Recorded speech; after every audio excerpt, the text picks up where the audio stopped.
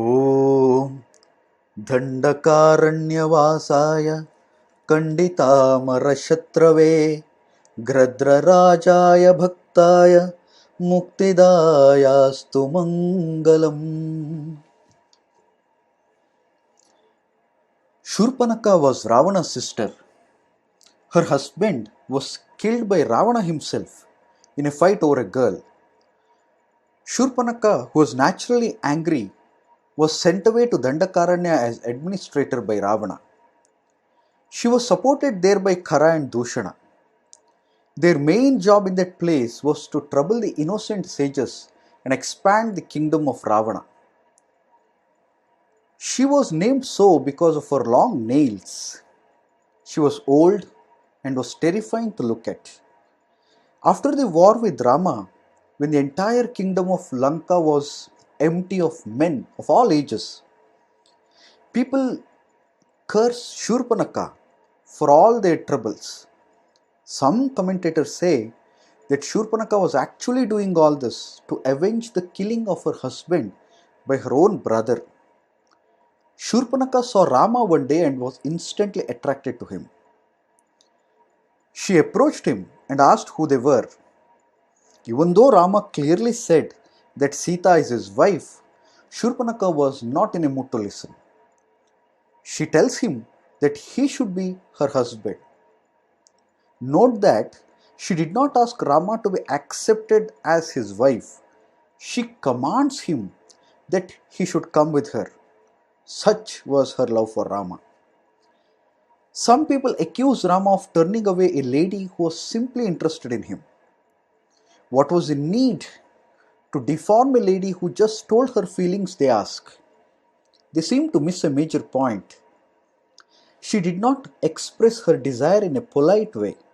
And moreover, when Rama says he cannot marry her because he is already married and suggests to her that she approach Lakshmana instead, she instantly agrees.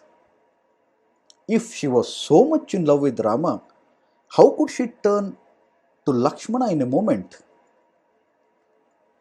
Now, there are two important things in what Rama said.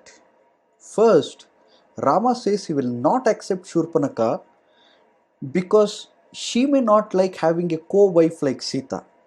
So some people say he is rejecting her not because he is married, but because Shurpanakha may not like it. Was he indicating that he was ready to marry her if there was no Sita? The next thing which people point out in this episode is a bit controversial. Rama says to Shurpanakhi that she better approach Lakshmana because he is Akritadhara, which primarily translates to unmarried.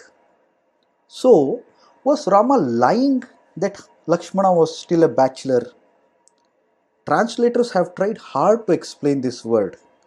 Many emphasize that Rama was just saying that Lakshmana is without the wife currently, so Shurpanakha can approach him. But Rama himself says later to Lakshmana that they should not use humor while talking to people like Shurpanakha who cannot appreciate them. So clearly they were making fun of her. Now what's wrong with that? In such times, one can speak in lighter vein, and that is what Rama did. He was speaking in a playful tone, and there is no need to take every word of his seriously and analyze it. Why don't we allow Rama to have some fun and always expect him to be serious? The next allegation against Rama in this case is why he had to punish Shurpanakha. Couldn't he allow her simply to go away because she was just a woman? Shurpanakha could have been spared, but she was determined to kill Sita, and that had to be stopped. But killing Shurpanakha was not the right decision because she had not done anything wrong as yet. So Shurpanakha was given a punishment fit enough for her deeds. Since eyes and tongue are vital, ears and nose were chopped off. Because she fell for sensory love, her sense organs were cut off as punishment. Later, one more Rakshasi called Ayomukhi was also given the same punishment when she approached Lakshmana in a similar manner.